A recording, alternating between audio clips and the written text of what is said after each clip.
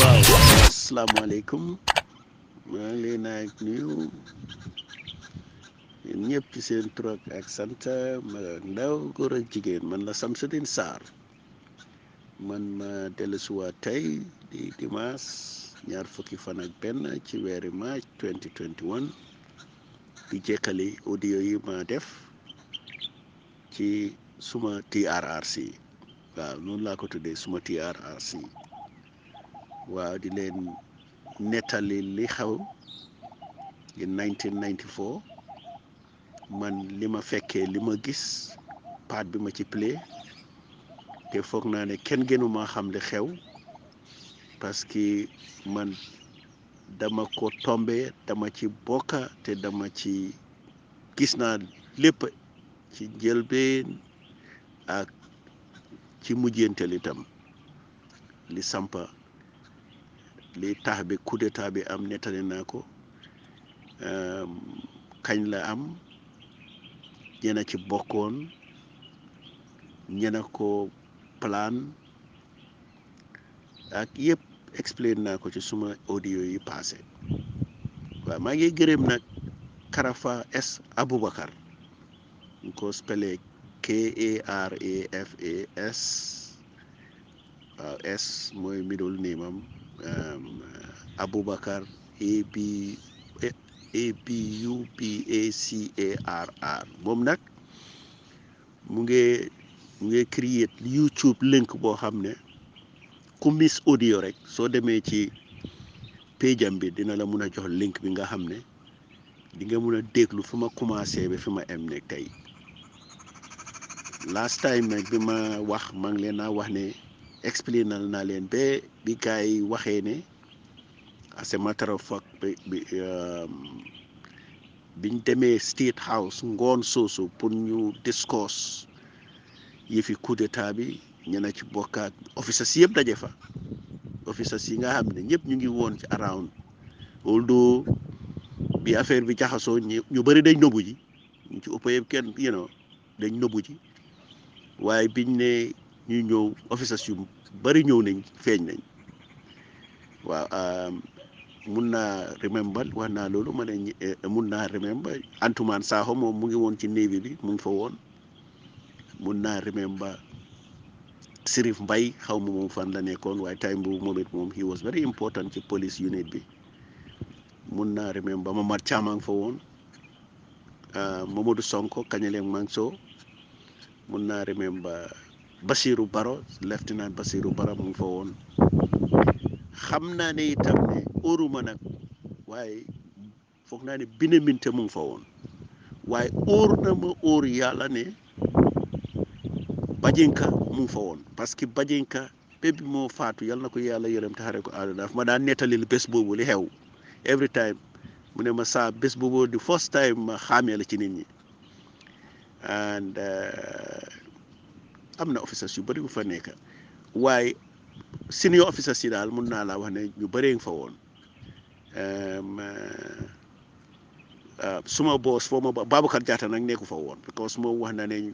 moom dafa dem waaye because man gisuma ko fa moom nekku fa woon waaye Sam Jiba moom capitaine la woon Dennis Koka moom it capitaine la woon ak Yankuba Touré ñoom ñëpp Farafeñe lañ nekkoon ñoom wax naa leen ne waxoon naa ñoom daddee di leen wax ne ñëw jaar North Bank South Bank waaye ñoom North Bank lañ jaar sax ba ci suba si lañ egsi waaw Bojang itam Major Bojang itam moo nekkoon Kudang time boobu moom it kooloon naa ko pour mu ñëw waaye moom egsi wul moom foog naa ca ëllëg sa la egsi moom itam waaye ñi ci des mooy woon xanaa ñoom Major Davis te ñooñu dañ leen jàppoon tëj leen Sirif Gomez ñu ngi ko jàppoon tëj ko su daal waaye mun naa laa wan ne daal officers yu bëree bëri ñu ngi fa woon waaye foofu la ma ndem si yàlla kii recommandé bi gars yi waxee ne ñoom ñoo organise coup d'état bi ñoom ñeneent la muy Jammeh Sabally Haidara ak Edward so Jammeh senior man muy seen leader waaye bi ñoo laata tasaaroo ci la lieutenant Barrow recommend ne man maak Mamad Cham nañ stay foofu ñu dimbalante and loolu moo ñu taaj foofu man maa Mamad Cham xaw ma ndax daf ko fàtte xaw ma ndax dafa ñëw ak waxi nonsense yi mu doon wax ci TRRC bi di wax lu mu xamatut waaye nii la demee looloo ñu fa taaj man maa Mamad Cham pour ñu jàppale leen and bés boobu nag dama ko dee wax over and over that was the last day ma gis Basiru Barrow that was the last day ma gis ko because by the time ñuy wax November 11 time boobu maa ngi mile two waaye moom moo pousse the agenda ñëpp support ko man maag Mamad Cham ñu toog foofu waaw biñ toogee nag am na lu ma fàtte woon lu ma bëggoon lu ma misoon démba balaa maa dem suma kër da dee bi gars yi yëpp demee dañ am reality check reality meeting ñun ma fa nekkoon waaw and Mamad Cham a ngi fa woon man maa ngi fa woon Edou Wota a ngi fa woon Jammeh ngi fa woon óoruma nag ndax Sabally ak Haidara ñu ngi fa woon parce que ñoom dañ meloon ñu lu dof ñu dugg ci seen boppay because ñoom dañ doon wër rek dooroon nañ di arrest rek ñoom dañ doon arrest officers si rek for war reason kenn xamul waaye biñ toogee foofu ñu wax reality check ñun ñëpp dañ discover ne as much as ne ñun ñu ngi foofu pour ñu dimbale leen waaye lii is a new situation boo xam ne musuñ koo def musuñ koo am ci Gambie bi musuñoo am coup d'état waaye nag xew na liñ war a def xamuñ ko ñun nag foofu laa leen recommandé leen ne lii nii duma pour ma ne leen billahi wallahi taala soo leen ma indi loon lie detector test nga hook ma up dinaa ko pass with flying colors ne leen li ma leen wax mooy ne leen Dada mu ngi fi Dada Nigerian la moom mu ngi mere Gambia government waaw te mun nañoo waxtaana moom mu xelal ñu xëj na moom suñ waxtaanee moom mun nañ koo waxtaanee su passé mun nañoo ko retain ci dëkk bi pour mu ñëw advice parce que time boobu Dada su coup d'état bi amutoon problème bu mag la doon ami parce que daf doon defy li fi ne Abacha Gowon ak Ono bi dem nañ pour boole ji ko because te Jawara ngi nii dafa bañoon ne du ko gis gars yi ne kenn du ko gis soo moom dañ ko abandonné xam naa ne su coup d'état bi demutoon trou billa Dada soo muytu dafa eega Nigeria rek soo muytu dañ ko tëj oo ñu ko execute ko because Abacha moom no nonsense person la woon soo ñu ne nañ leen exploit nag dat engagé ñu waxtaana moom seet ndax dinañu mën a jox pointers on what happened immediately after a coup because ñoom am nañ experience si coup nekkul ne dama this is not like ne yëfi jàmbaar la yëfi li léeg-léeg non coup d'état dafa dangerous coup d'état kenn xamul in fact there is this author I forgot the name kooku he has written a lot he died not too long ago man ko quote sax ci suma book bi waaye I think it's Huntington Huntington he was a professor and a very great writer ku bind a lot about coup d'état te li mu wax mooy ne coup d'état su amee man foofu laa mos a riidee sax mu ngi ne coup d'état su amee situation bi dafa fluide parce que dafa nekk loo xam ne lu bees laa nekk moo tax muy dee recommend ne nga njëkkaa sampa soo génnee government rek trial nga replace ko government soo ko deful rek anybody can take control of the narrative man nag I remember well before the coup d'état riidoon naa book boobu and then ñu ne ñun ñëpp gan lañ ci affaire bi army bi is young Jammeh was the most senior lieutenant la ñun ay captain lañ woon sori waate wuñ dara loolu doo am nañ expérience read nañ broadly waaye ñun lii lañ recommandé and ñu d'accord ñu contact Dada Boubacar Dada was very happy bi mu déggee biñ ko contacté time boobu he was alone nataak booy sam yëpp abandon nañ ko because of Gowon because xam nañ ne Gowon dafa toog by force Abacha moom la fa soxla so ñoom ñëpp a ko abandonné woon moo tax mu àndaa owono bi mooy woon number 2 maanaam waaye owono bi daf ko taaj sànni fële ci àll ba because xaalis bi ñu leen doon fay dafa bëri so ci lañ bi ñu contacté tax ñu laaj ko pour ñu dimbale ñu because ñu ngi ci situation boo xam ne ci la ñu recommandal ne ñu coup d'état soo leen ko defee lii maa ngi leen koo explainal I don't expect anybody to live in waaye mu ne ñu coup d'état soo ko defee di next thing li nga def mooy da ngeen na invite first the diplomatic corps and then ngeen invite the religious leaders ngeen brief leen wax leen ne leen lii is a temporary thing da ngeen na correct a situation and that as soon as it is corrected dañoo dellu back in the barracks billahi lii la ñu wax and ci guddi googu lañ dem contact def arrangement ne ëllëg dinañ def loolu first thing li ñoo def ëllëg ci suba mooy ñu contact diplomatic corps after that ñu indi religious leaders waaw so man ci laa jóg nag biñ demee loolu ba direct ko ñoom Mamad Thiam sax ñoo waroon naa dem toppatoo ji loolu woon Mamad Thiam am na ñeneen ñu leen boole woon I just don't remember ña demoon pour def loolu waaye li man task biñ ma joxoon because man maa amoon office sax suma office bi mu ngi woon Ministry of Defence man rek maa amoon office State House time boobu ñëpp ñu ngi woon ci main mansion bi waaye man I could go to my office maa ngi amee caabi ji dama fa dugga dem toog li ma bëgg a bind ma bind ko lu ma bëgg a def ma def ko su ma def téléphone calls foofu laa ko doon defee and then I will lock it up and so on so man more or less dañ ma task ne ma pare we had to really address the nation and I was given that task du ma ci waat du ma ci lifin give me a polygraphic text and I will pass it with flying colors man lañ task koon ne I come up with a speech for bi ñëw deliver and then man ci la afterwards nag ci guddi googu laa jóg nag dem suma kër explainal suma jabar li happen mu wax ma ne waaw dégg nañ ne yaa ngi ci bokka ma ne ko noo bokk ma ci yaa demoon radio Gambia ma explainal ko li xew dana ma yóbbu radio Gambia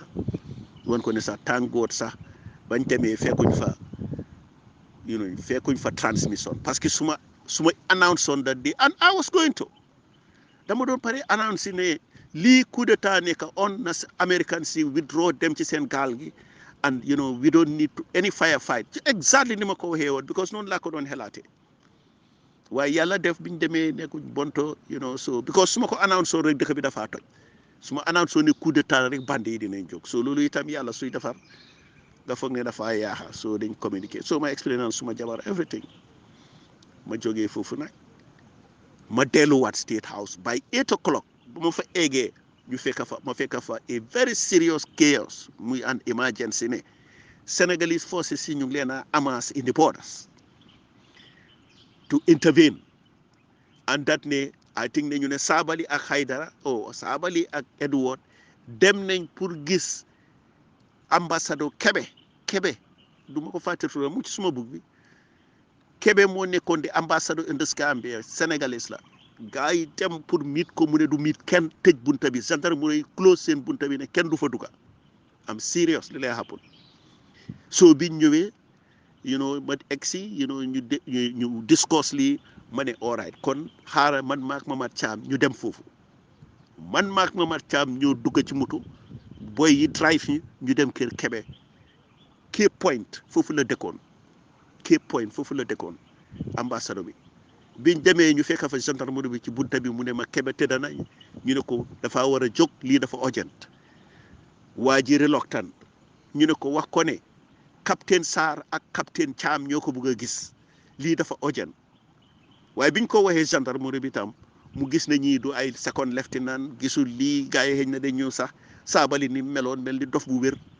xam naa ne waxuñ ko am fayda so mu ne waa nañ ko jox a minute mu dugg ci biir mu dem dugg ci biir after about some time I can't remember how long la mu dellu siwaat nañu waaw Kebe ne ngeen may ko a minute dina leen gis waxtaanee ko nekk ne ñaari capitaine lañ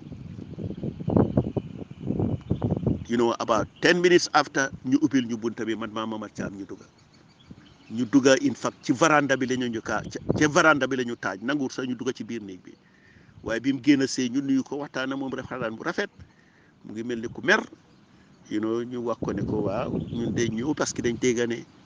Sénégal a ngi bugg a invade dëkk bi te ñun bugguñoo xeex te lii jàmm am na coup d'état bi so moom itam was very frank mu ne ñu non ñoom dañ ko jox di impression ne ay xale yi ñoo take over dëkk bi xale yoo xam ne officers yi bokkuñ ci te ñu ngee yàqa réew mi waaw moo tax loolu lañ seen message boobu lañ seen Sénégal moo tax ñu bugg a ñëw pour set peace ci dëkk bi ñu ne ko nag benn yaaxa dëkkul amul ci dëkk bi liñ la wax yëpp du dëgg te soo leen dugasee ci dëkk bi xëy na xeex boobu dafa ñaaw te du ko jar ñun mun nañ koo garanti ne it's not true suñu weedee nañu may ñu boole ñoo an officer su amee an officer there ñu àndaa moom ñu too the whole area ñu gis Banjul naka la mer ak Serekunda ak an mu agree mu boole ñoo benn young man nga am sikkim du ma ko fàtte mukk ñu ne intelligence officer la mu ngi woon ci embassy bi kooku nag mënuma fàttaliku turam xëy na mu ngi maa dégg xëy na mu ngi dunda mu ngi sénégalais la aw reeba waaye kooku lañ àndal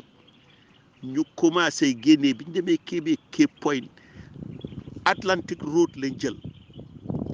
ñu drive fa moom ñun ñëpp ñu drive ñu ngi am escort ñu dem ba Kairaba Avenue from Bakau area ñu dem ba Kairaba Avenue turn left daw ba Westfield everything was quiet ñu jógee foofu ñu toonaat jël di Banjul Road straight to Joswang continuer sitting corner Denton Bridge biñ egsee Denton Bridge fekk nañu fa checkpoint waaye booy yi biñ ñu xamee dañ ñu salute rek and then ñu open barrières yi ñu continuer ñëw Banjul jaar Bon Road turn right back dem foog naa Hegan lañ jaar take right back to Independence Drive génn Banjul and then ñëwaat back to Cape Point biñ demee waa ji waxa Kebe ne kontaan na bim ñu déggee sax ne ay capitaine lañ muy Sarr muy Cham xam ne kon ñu responsible ñoo nekk ci lii billahi wallahi tallahi nii la demee I hate to waat waaye put a polygraphic test and I will pass it with flying colors Momad Cham lim ñëw di wax naan moom moo tasee Kebe xaw ma fa he was not telling the truth loolu du dëgg dafa waxul dëgg lii moo xew waaw waroon naa rus pour mu wax loolu parce que loolu du dëgg du yoon xaw ma lu ko waxloo man maa tasee Kebe man maa dem wax ko ne soo leen fi dugga see sénégalais yi nekk fi that's not true ñun dañ dem waxtaan ak Kebe nice mu jox ñu escort ñu wër dëkk bi yëpp gis na jàmm am na Kebe agree mu ne ñu dina wax Abdou Diouf that night ñu stand down ba pare mu jox ñu non in fact dañ ko wax sax ne ko ñu ngi am a meeting the following day dinañ am a meeting ñu ngi invite all diplomats and we expect him to be there and he agreed ne dina ñëw noonu lañ demee ñu dem tëdda that night we were all tired ñun ñëpp ci saal bi lañ fanaan we were tired some of us were néeg bi interestingly enough lii duma ko fàtte again in fact Gambia was literally facing a drought that year ne toog nañ ba 22nd July taw amut ci nawet bi looloo happen noonu the following day 23rd July keroog la taw loolu yëpp man ko binda yooyu yëpp man ko binda because yooyu man ko record xam naa li happen so the following day gars yi door di run around man itam seekoon naa assistance from Suwaybu Konaté yal na ko yàlla yërëm moom itam he was here wax naa ko waxaati naa ko bind naa ko ci suma moom itam dañ bëggoon a refined language boo xam ne du mel ni language yi Kukoy Samba Sanyang bi in 1981 mun naa wax ne gannaaw yàlla speech ba Kukoy Samba joxe woon in 1981 moo turn off not only the Gambians waaye the international community bañ force Sénégal to intervene because moom dafa ñëw ne dafa not only suspend na constitution bi ban political parties yi waaye dafa change the economic system from a capitalist economic system to a communist economic system. Marxism Leninism la doon introduce ci dëkk bi lii la advert announce nit ñi xamuñ li moo wax sax tey boobu ñoom Saa Dawda PPP suñ daan campaign against doy oh no doy sax amutoon waaye suñ daan campaign against communism foog naa ne I don't think dañ daan wax ne communism mooy li ngeen am yëpp da ngeen ko bokkaak nit ñi yëpp seen jabar yi sax da ngeen ko bokkaak population bi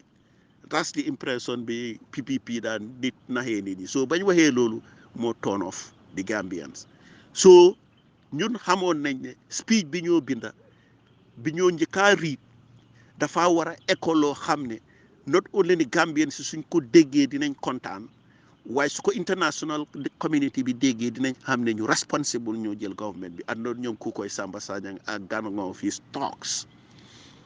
so suwaay bu konaatee biñ ko contacté dañ ko bëggoon naa indi sax mu as secretary general man nag dama ko xamoon bu baax suma goro la bi moo am jabar suñ kër la takkee jabar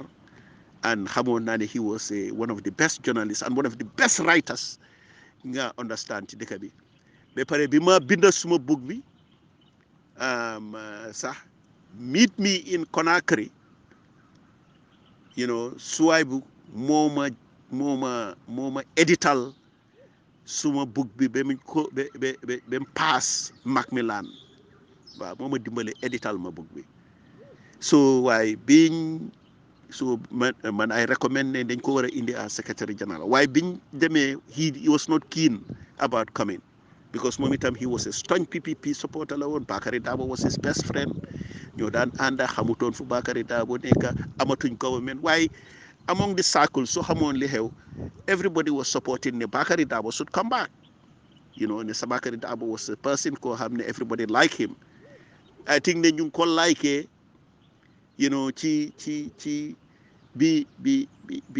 Jawara waxee ne dafa hand over government bi pour bàyyi in 1992 and everybody was looking forward ne moom mooy succeed Jawara and when Jawara ñi ko ñoom Seeku Sabally ndax lefen ko convince ko ne bu mu dem bi mu dellusee dafa génnee Bakary Dabo as vice président ki nga xam ne dafa expecto ne mooy take over ñoom Sabally bi ko doon ñaan ne ko na stay mu jël ko def ko vice président so everybody indi dëkk bi yëpp including the army dañ fogoon ne Bakary Dabo victime la woon waaye dina doon mun a yóbbu dëkk bi forward and looloo taxoon ñu ne dañ koo restore ci système bi nii la demee am telling you billahi nii la demee so suwaay bu bi ma ko waxee ne ko biñ ko waxee ne mu ñëw dafa bañ waaye he gave us pointers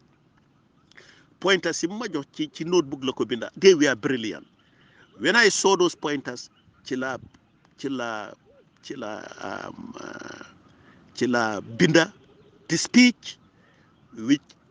when Jammeh got it he definitely edited it yoo xam ne it suit moom itam lim bëggoon a wax waaye at the end of the day the gist of what Suwaibu Konaté gave us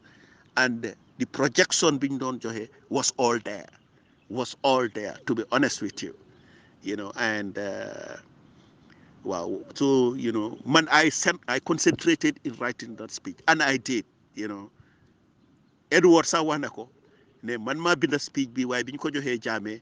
dafa ne moom he is going to write his own speech and and read his own speech which was true so ñoom Abu Jeng ak ay ñoom Mama Cham ak di ñoo wax daal ñoo binda speech beeg yooyu ba fu ma ko binda sax fekkee wuñ ko because suma office laa ko doon bindee ñoom kenn amut fa office man maa amoon office man maa ko binda foofu laa ko bindee so it's a joke suñ laa ñëw di wax nonsense yi ci TRRC bi waaw so waaye nag li happen mooy ci élection it was great ñu invite diplomats they came around 11 o'clock and although ñëpp wax nañ and ñun ñëpp ñu wax everybody exactly nañ ko plané woon wan leen ne this transitional thing la defuñ ko pour stay in power and everything The diplomats they were happy. They wanted to see who were there, and why Kebe itam was there, and biñ pare the US ambassador muy ki Intas foog na moo njëkk a wax, and the European Union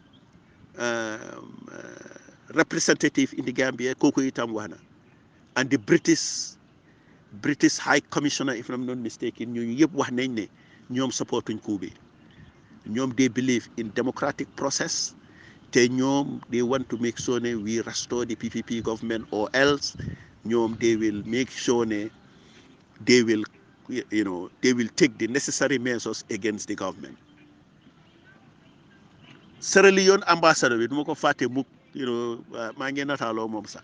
moom moo jóg ne support nañu time bu Strassa mooy woon di president of Sierra Leone mu ngi coup d'état mu ngi nekk hero nag boo xam ne young men in Africa, West Africa, they were xalaat because he was very young. I think he was about 24, 25 or 26, very young. So kooku seen ambassador bi mu ne moom support nañu te ñoo wish the best and everything. Nigerian ambassador bi nekku fa because moom nee na moom itam mu ngi jéem a time bu process about ne naataak ñoo fi nekka, Nigerian si ñoo fi nekka, soldat yi take nañ over government bi munu koo understand, so he did not come. And why Kebe, the Senegalese ambassador, was there. Why he was a little bit quiet, momitam joxe na some kaddu rek, why not much. Although before mu dem jox nañu number Abdou Diouf ne wax naa moom dinañu call mu jox ñu time pour ñu waxtaana moom, because stand nañ down and dinañu suñ paree dinañ ko call, so ñu waxtaan foofu ba pare. Waaye before gars yi ñëpp wax seen speech, in fact that morning sax Atlantic Hotel, to our surprise, they send message ne ñoom pare nañ ñoo fund suñu reception bi, because they know Atlantic Hotel, so they send manager bi send ñu ay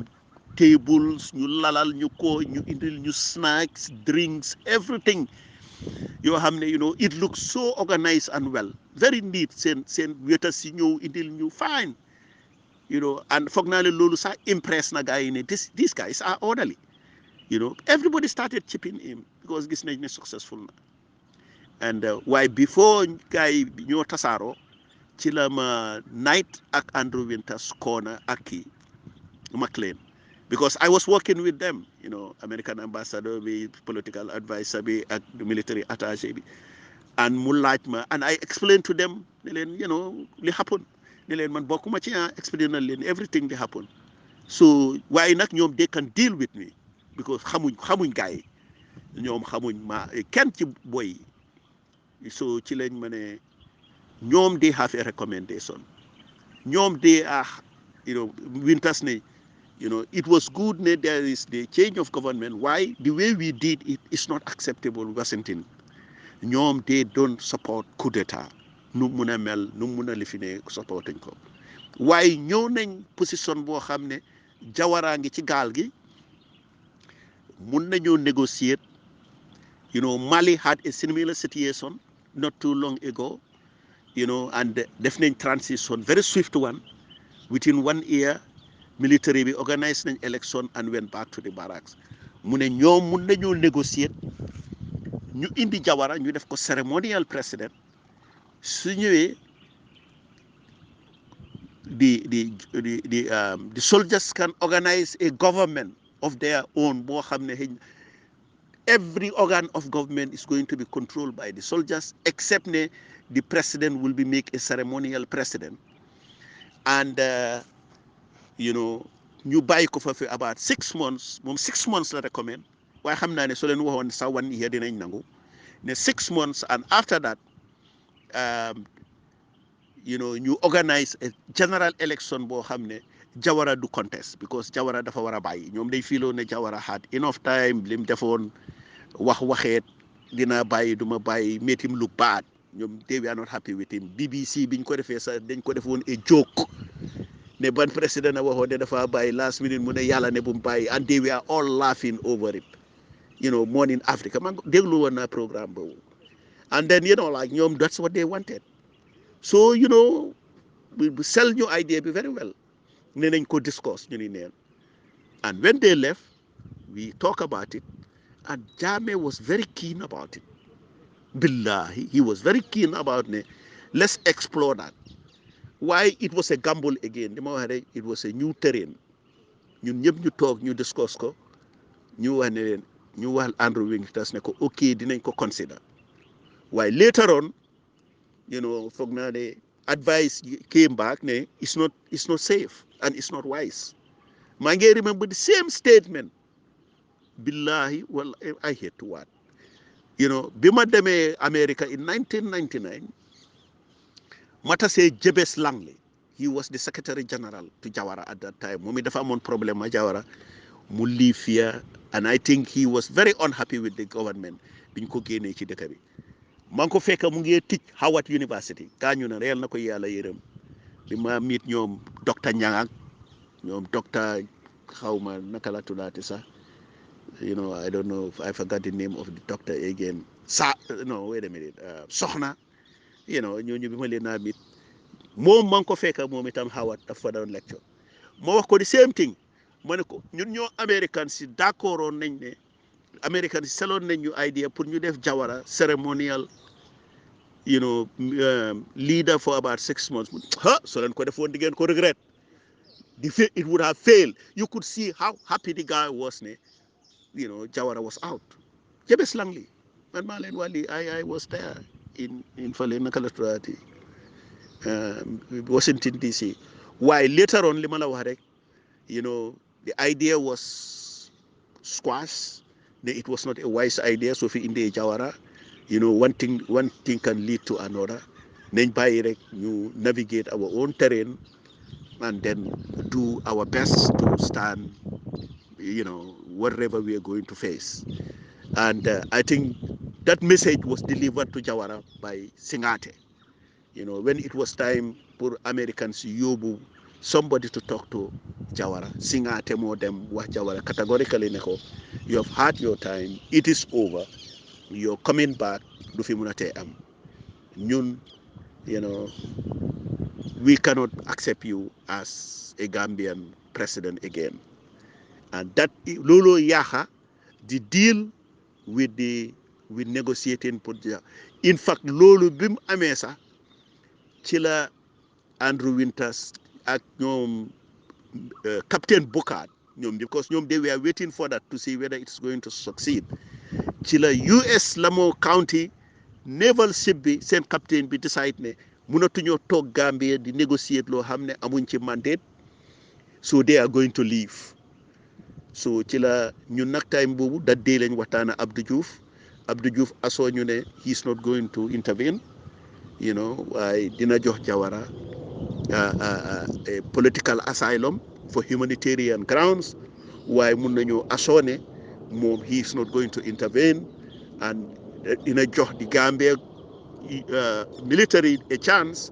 pour ñu run the government. Jammeh nag moo wax moom that day ci suma kanam wax yu rafet la fa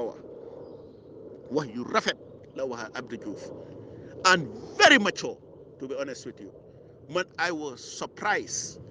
because Jammeh lim fa wax loolu gisuma kenn ko mënoon a wax Abdou Diouf, and bi mu ko waxee dafa get into the heart of Abdou Diouf, and Abdou Diouf daf ko assoné ko consider naa ne suma nawle from now on, and ngeen continuer mu ngi leen naa ñaanal te Sénégal suñu leen jàppalewut duñu leen yaaxal. Waaw ëllëg nag dinaa leen ñëw wax leen after bi loolu happené ci ngoon si ñu invite religious leaders yi. Waaw ñu em fii ku bugga nag am audio si passé mun ngaa waxtaan ak mun ngaa dem ci page yi Karafa Aboubacar Karafa S Aboubacar KARAFA S Aboubacar ABUBACARR moom di nga mun a am link audio si ma def yëpp in his page. He is doing a tremendous job. maa ngi ko sant di ko gërëm and di leen wane fii laay em tey te dina continuer ëllëg wax leen from the bottom of my heart ne fabriqué tuma dara, nekkuma fi ne dama sos, nekkuma fi ne dama def suma boppa hero, nekkuma fi dara, dama leen naa wax rek ne lii moo am. te and yàlla def dinañu bañ transition ba after that point ëllëg su ma ñëwee dinaa leen continuer lii. Thank you very much. Have a nice Sunday, and till tomorrow. Bye bye.